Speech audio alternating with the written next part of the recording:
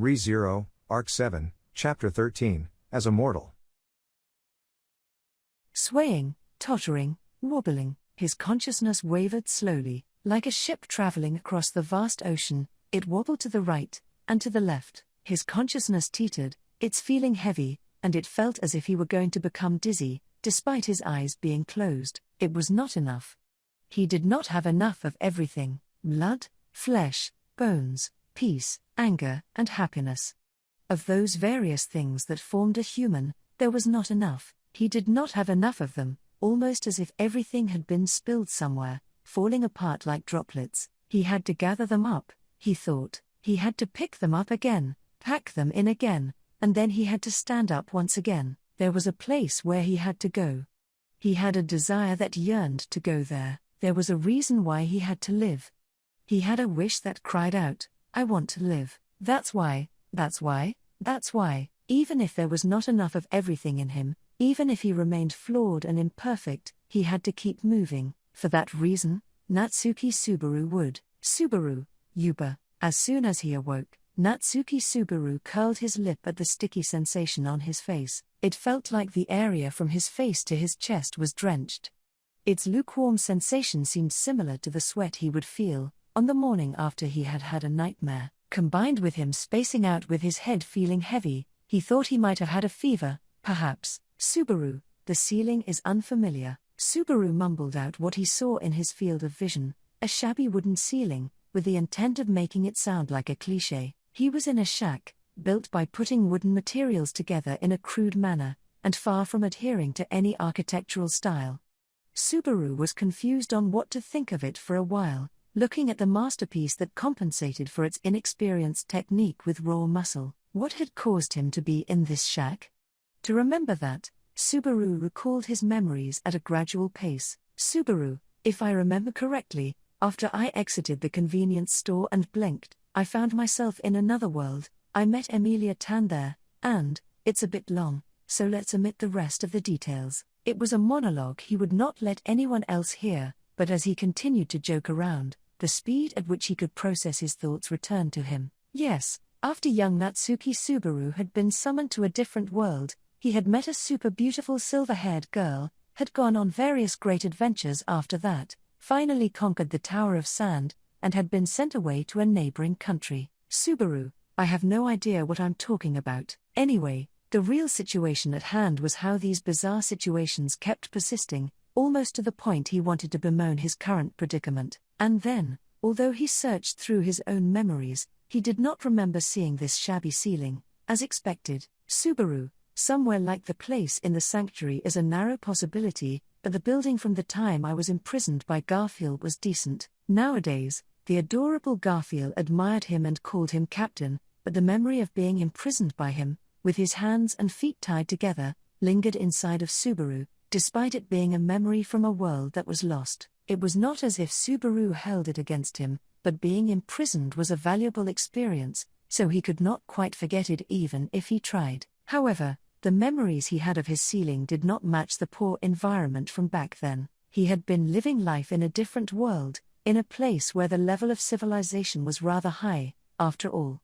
Subaru, a man from the modern era, realized one of his few occasions of fortune right there and then. While he was filled with deep emotion, thinking about how he wanted to make that realization in a better environment, Subaru, HK, as he organized the disorderly contents of what went through his head like that, one by one, a sudden realization pierced through him without warning, almost like a clap of thunder. Yes, this was not the Lagunican Kingdom, but this was the Volakian Empire. In the neighboring country where he had been unexpectedly thrown into, the people he could rely on were not there. Subaru, Rem, the girl who he had to protect no matter what, had arrived in this country, together with him. In addition to that, Subaru had been separated from her, and she was still with the dangerous men. Subaru, am I an idiot?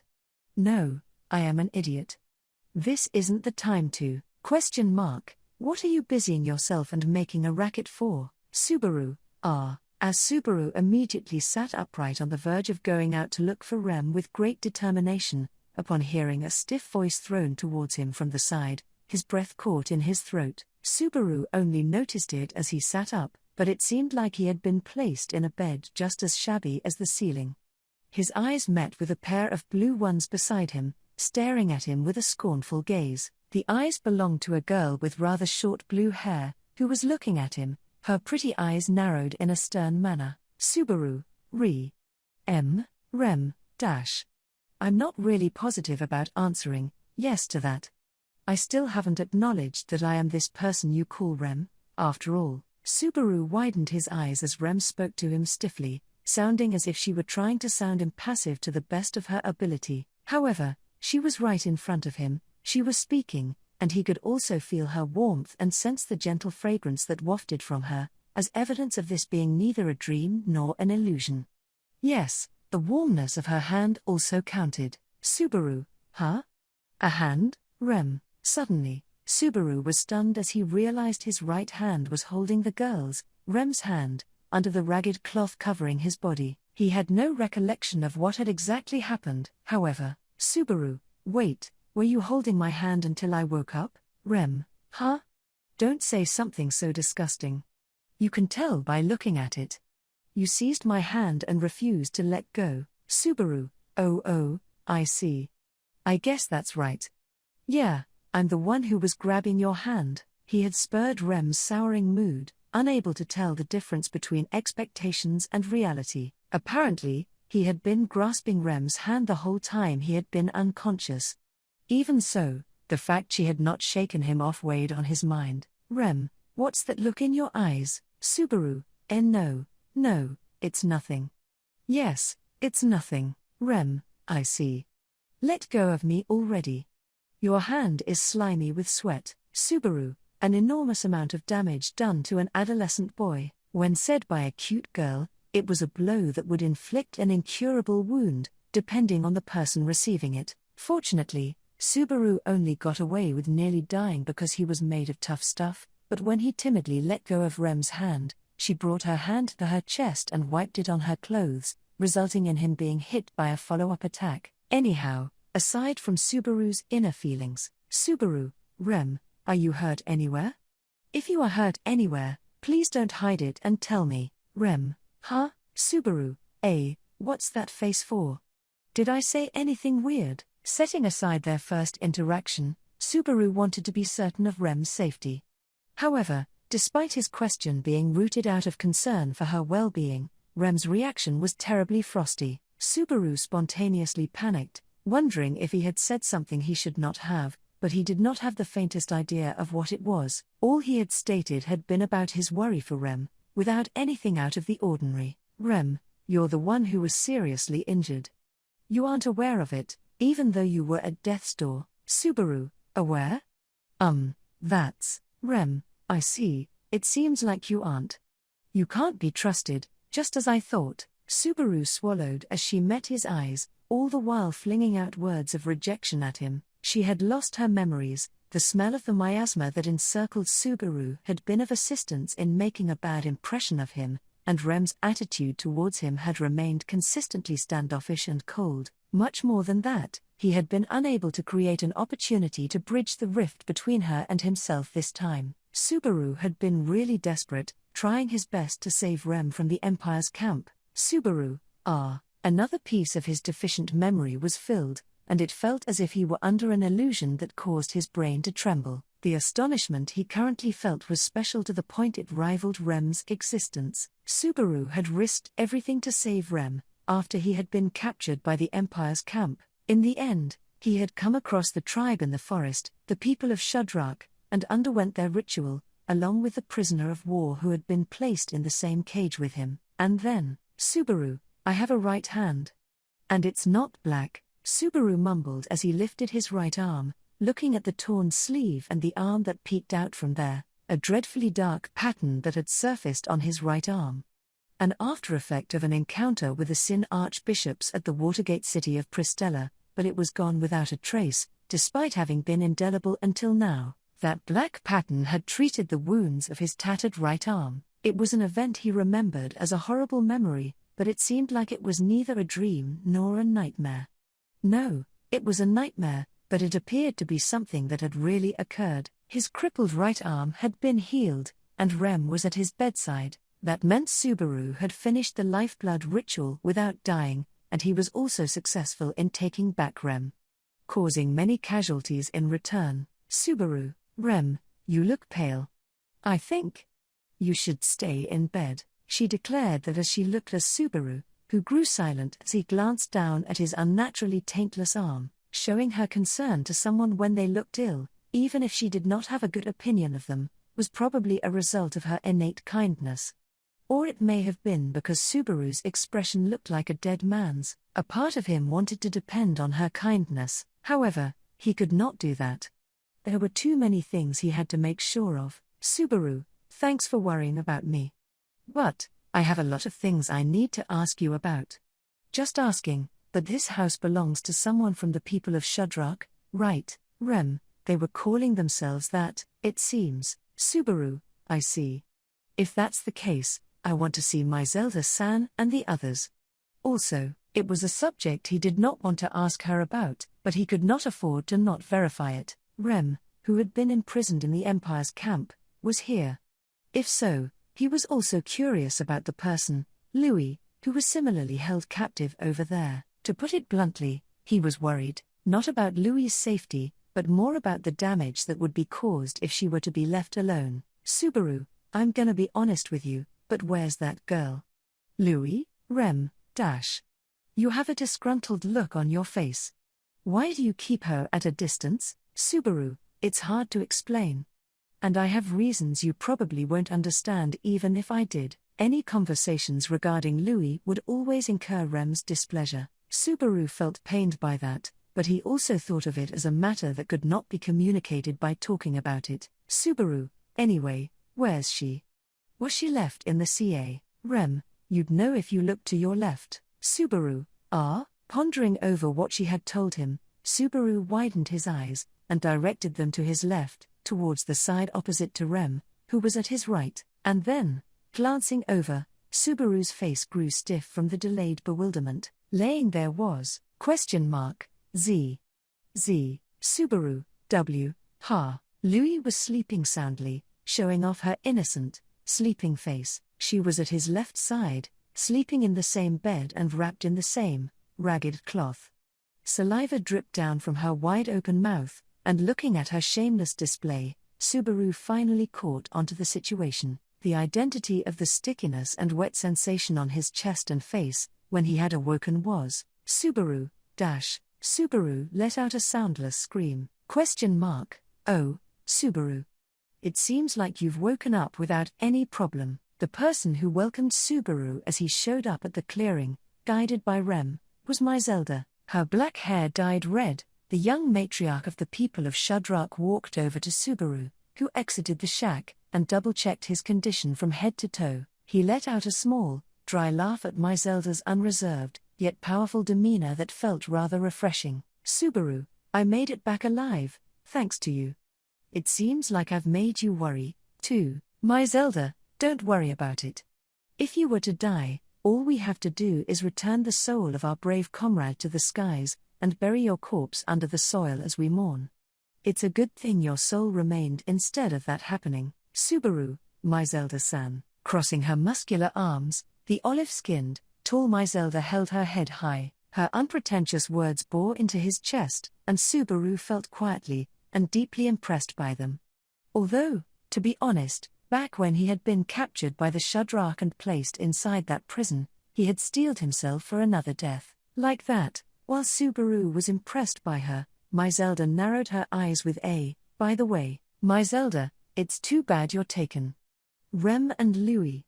Will you add at least one more person? Rem, my Zelda-san. Next to Subaru, Rem raised her voice at my Zelda's somewhat mischievous-sounding offer. She had a stern expression on her face, still shaky on her feet as she walked with her new wooden cane.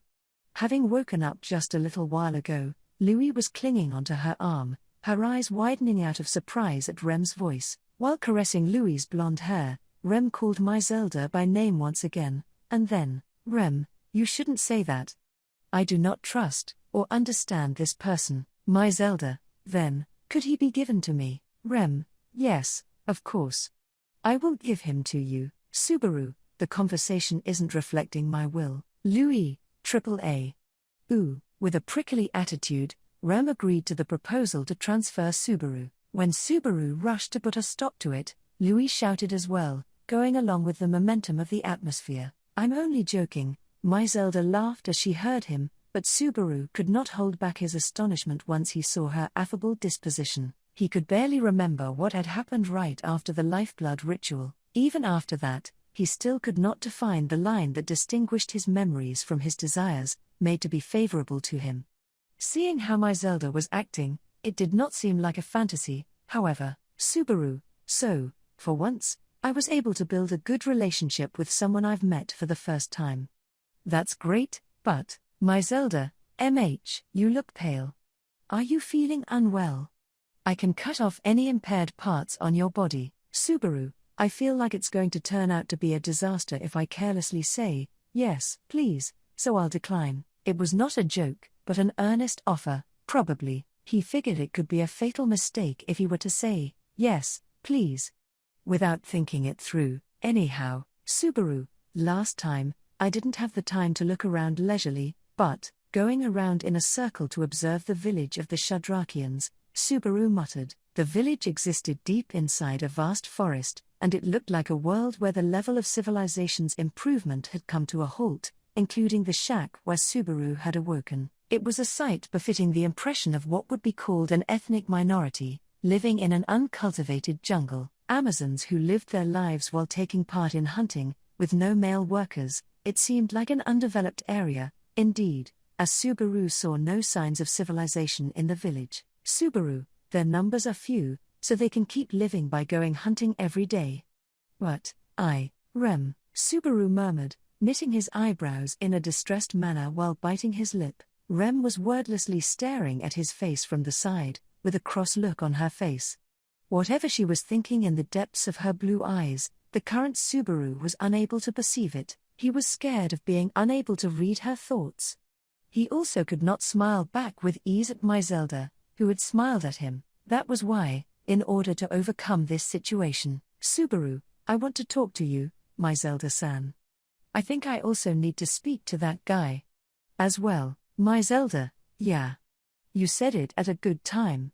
He's probably at the meeting area with Tarata and the others right now." Hearing Subaru's words, Zelda nodded and jerked her chin. She was pointing towards a large building at the back of the clearing, a place that had been referred to as the meeting area.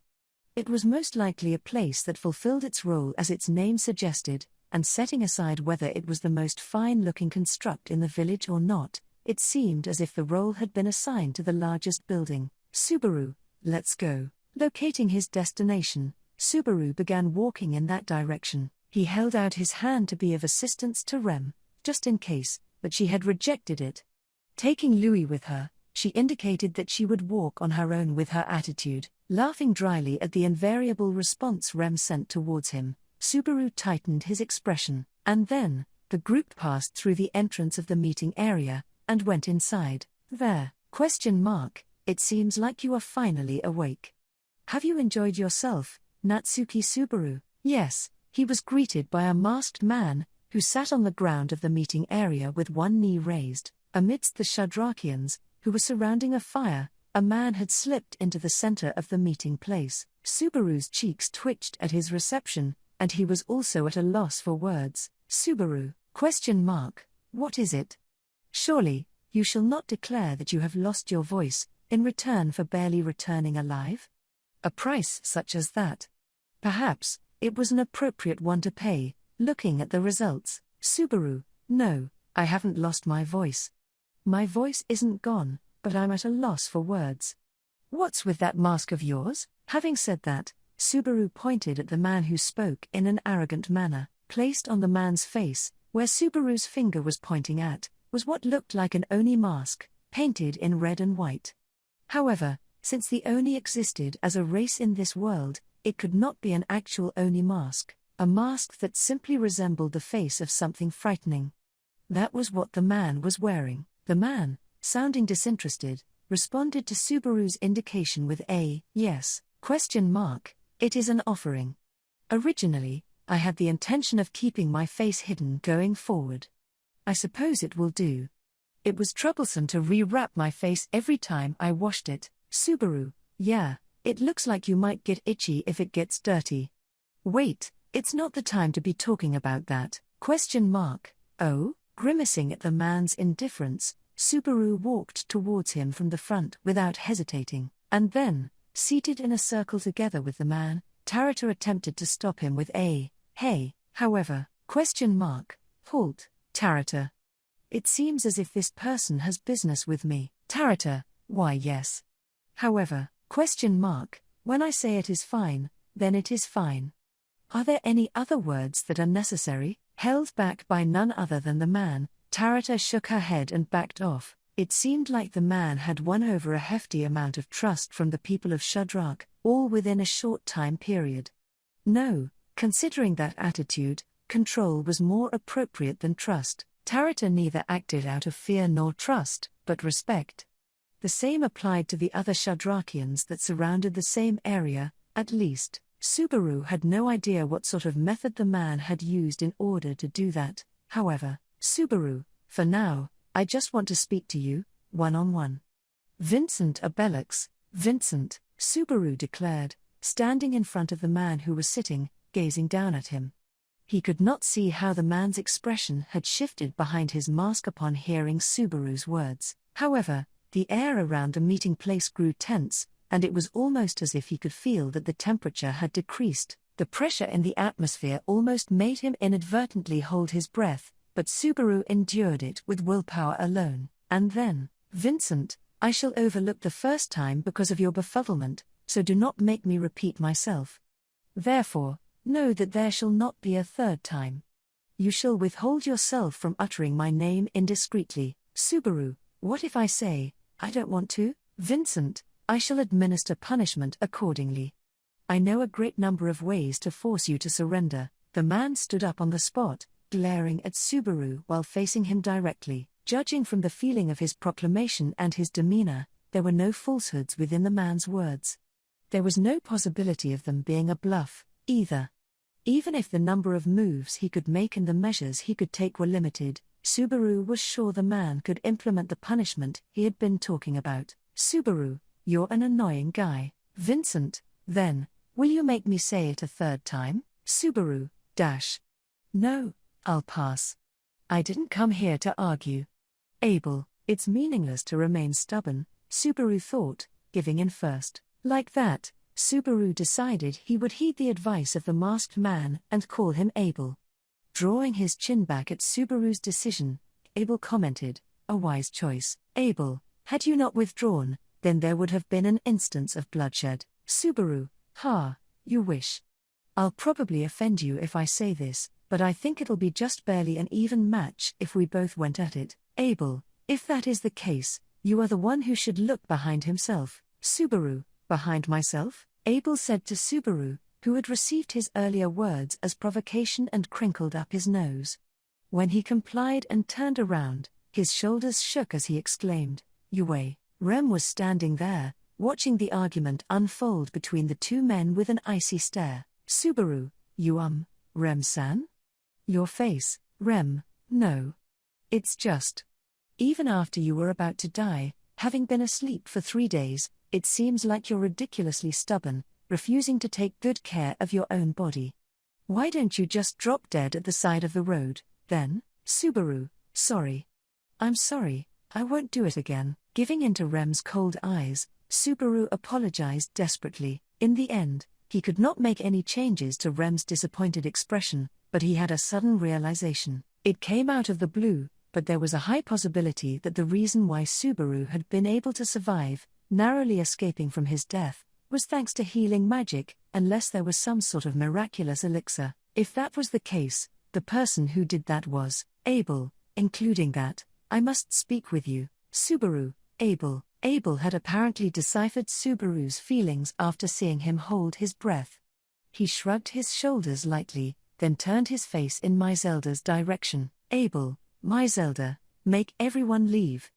I only require myself and this man to be here. Myzelda, well, you're just doing as you please, now. I would have been angry if you weren't handsome. Tarata, sister, Please get angry even if you're up against a handsome man. While Myzelda obeyed Abel's orders without any resistance, Tarata's shoulders dropped as she looked at her sister. However, Tarata had also followed Abel's command earlier, so her words were unconvincing. Once Myzelda, the chief of the tribe, had been persuaded, the other people of Shudrak would not stay put. All of them streamed out of the meeting place, one after another. The problem was whether Rem, and in addition, Louis should be placed among the wave of Shudrakians. But, Abel, it is inconvenient for you to speak about your desired topic if that woman is here, is it not? Subaru, he saw through the reason of my hesitation, Subaru thought, his breath catching in his throat from Abel's words. However, in the end, what Abel had said was correct. Subaru did not want Rem to hear the conversation that would come after this. Subaru, Rem, can you step outside with everyone else? It'll be over soon. Or, well, I don't know if we'll get it done soon, but we won't take too long. Rem, when you put that way, it sounds like I'm the one who's behaving like a spoiled child. Subaru, I didn't mean it like that.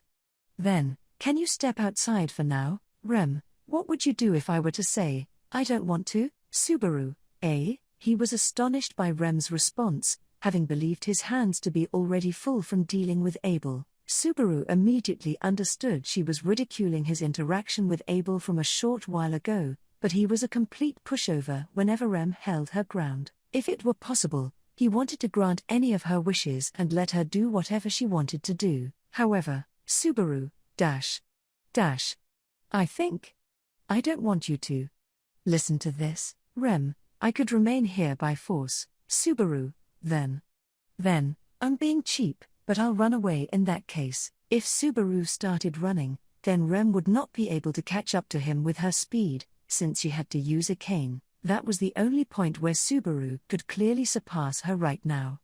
He had to say it was rather shameful of him, as Subaru could not think of anything else other than that. Louis, ooh, Louis groaned as she pulled Rem's arm, in front of the distressed Subaru. Apparently, she was trying to take Rem out of the meeting place. Looking at Louis, Rem chuckled. Rem, I'm sorry, I must have made you worry. It's just, I wanted to say mean things to this smelly person, just a little bit. Louis, oh, Subaru, smelly person. The term pierced him, deep and razor sharp, more so than any other mean things, but that was currently not of importance. Just as she had told Louis, Rem quickly withdrew with a, well then, and left the meeting place with the blonde girl in tow, while using her cane. Subaru scratched his cheek as he watched Rem's back, with it never turning around for her to look back at him. Whether Rem seriously did not have any interest in Subaru, or whether she had said that out of consideration, it was hard for him to make a judgment. Of course, he would be happier if it were the latter. However, Subaru, she was brought here with the worst impression of me.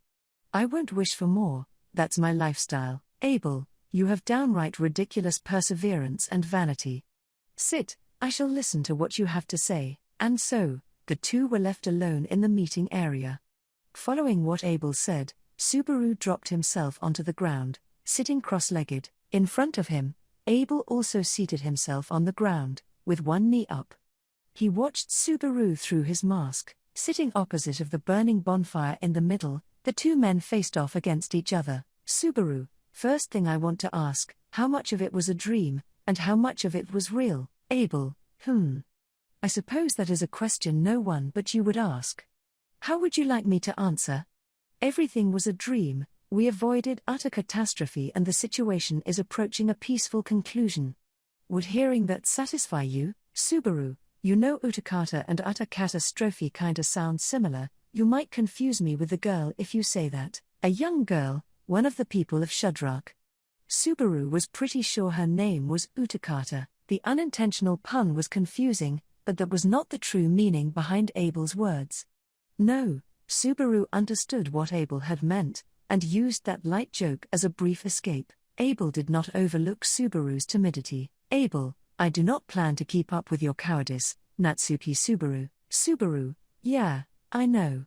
Attacking the Empire's camp, that was real, correct? Abel, of course, that is correct. The Empire's camp deployed outside of Budim was completely destroyed with the power of the Shudrak. The scene you saw was no illusion. Again, Abel confirmed the reality of that scene. Hearing that, Subaru felt something profoundly heavy pierce the back of his chest. Tightly biting his lips, he used the pain to keep his consciousness from fading. That kind of easy escape was not permitted for Natsuki Subaru. Subaru, I understand the situation now. You commanded the people of Shudrak and attacked the Empire's campsite, chasing them away. That's the gist of it, Abel, yes. However, that explanation is lacking. Let me supplement. Subaru, supplement, Abel, I commanded the Shudrak to destroy the encampment. Moreover, that was done with no casualties suffered on our side. Subaru, dash. So, is that you just bragging about how amazing your commanding ability is, Abel? No, that is not the case. This feat is your achievement. Towards Abel, who shook his head, Subaru widened his eyes in surprise with an audible ah. It was a completely unexpected statement. Abel actually acknowledging Subaru's achievements was one thing in and of itself, but Subaru could not even fathom as to why he was getting any sort of credit. What in the world was he talking about? Abel, do you not understand? The reason why the Shudrak and I could achieve a flawless victory was because we had detailed knowledge of the enemy's organization. We got this information from none other than you yourself, Subaru. Huh? On top of his raised knee, Abel spoke with his chin rested on his hand. Meanwhile, Subaru's thoughts came to a standstill. Those words were completely contrary to his expectations. It did not just come out of left field, it gut-punched him from left field. Finding it difficult to accept the implications behind those words, Subaru opened and closed his mouth silently like a fish. Abel, if you roughly know the enemy's stationing, layout and personnel, the probability of success of a siege rises. In reality, we won with no casualties. That was your contribution. You even received a reward. Subaru, reward, Abel, we safely rescued your woman. I reward work. I do not have the ability to reward the dead. I thought that only while you still drew breath, but the devil's luck in you is strong. Although he had been told that he had extremely good luck, Subaru was still in a state of shock. It could be that, as far as Abel was concerned, those words were supposed to be considered a compliment or praise. However, unfortunately, Subaru did not have the capacity to accept them, nor did he have the mores rooted in him to do so. That was natural, of course. Why did he have to be happy about being useful as a tool of war? Subaru, why did I even talk about the campsite? Abel, it was the side effects of the medicine. After finishing the lifeblood ritual, you were on the verge of death. There was a need to keep you alive until the takeover of the campsite and the rescue of the woman was complete. The medicine used kept your mind in a clouded state. Hence why you spoke. Subaru, I just blabbed about anything that was asked of me. Aghast, Subaru held his face in his hands, his voice trembling. It was true, Subaru had a general understanding of the particulars inside the encampment. He had once spent several days in the camp as a choreboy after all. He knew what was where and the rough number of people that were there. He also knew where their weapons and tools were stored, so if one were to crush those locations as a first strike, it was no question that they would get the overwhelming advantage. He understood that, but so what if he did? Subaru, medicine? Are you messing with me? Using that kind of thing without asking me? You, Abel, however, without it, you would have died, unable to reunite with the woman. It means the woman's healing magic would not have reached you, either. There is no reason for you to speak ill of me, who let a dead man live. Subaru, oh of course there is. I didn't want to assist in a war. So many people died. But, you're, Abel, it seems like you are misunderstanding something, he said bluntly to Subaru, who was breathing heavily, positioned in a stance to denounce evil. Pierced by the coldness in Abel's tone, Subaru stiffened his cheeks. Subaru, misunderstand, you say? What am I misunderstanding, exactly, Abel? For example, we shall pretend your consciousness was not befuddled by the medicine. In order to rescue that woman, you would still need the aid of the Shudrak, nevertheless. Naturally, you would disclose what you know, and give it your all. If so, you would have spoken about who is assigned to where in the camping grounds. Subaru, Abel, you understand it, do you not? The result would be the same. Whether you were on the verge of death or not, the secrets of the encampment would be exposed by your knowledge, and those soldiers would perish. Receiving Abel's indication, Subaru searched for a way to protest against it. However, Abel was correct, and Subaru could imagine what would have happened in that case, off the top of his head. In fact, had he lived through the lifeblood ritual in a better state, and had there been a discussion on forming a plan to save Rem, then Subaru would have talked about the Empire's camp. He would have divulged the positions of the soldiers, as well as their numbers, and he would have used his knowledge to aid him in thinking up any measures to save Rem. Subaru, but I would be a part of the Council of War in that case. I would have definitely been against a strategy that would result in casualties. So, Abel, you claim you would have been able to convince them? Would it have been possible for you to convince the people who do not know, nor have any other means aside from bloodshed, find a more appropriate method of carrying things out, and save the woman without any casualties, peacefully and civilly? Subaru, that's, Abel, I will tell you this. That is what would be called a pipe dream. Pierced by Abel's words, Subaru's soul shrieked as it bled out. No, he wanted to yell, wanted to deny Abel's words. However, everything that came out of his mouth was baseless, driven by emotion, and it would not be able to inflict a single crack on Abel's mask, nor make his expression waver. The things they saw were different from one another. They led their own lives differently. Contrasting views on life and death laid within Subaru and Abel, as well as the people of Shudrak. And it was impossible to remove and break through such a wall, during the short time in which he had lost Rem, at the very least. Certainly, Subaru was sure of it. Subaru, I didn't want to give up just because of that. Abel, in return for your perseverance, someone other than you would die. Perhaps, that person may be a complete stranger to you. Or they could be someone who may be akin to your other half. When you stand still and indulge in your foolish thoughts, it means you are allowing that to happen. Abel carried on with shoving it into his face, despite Subaru cursing the unforgivable reality while grinding his teeth. Perhaps, in exchange for the harsh, unmerciful way of how things had been done, Abel had reeled in a definite result. However, why did he have the privilege of selecting which lives would be lost in return? Subaru, who do you think you are? Do you think you've become a god or something? Abel, fool. I am neither a god nor a hero. Naturally, I am also different from those wicked observers who look down on this world. I am a king. A king amongst kings. Subaru, Abel, the one who stands at the apex is called the emperor by their people. I am that, Abel announced, placing a hand on his chest daringly. Subaru could not see his expression beyond the mask that hid his face.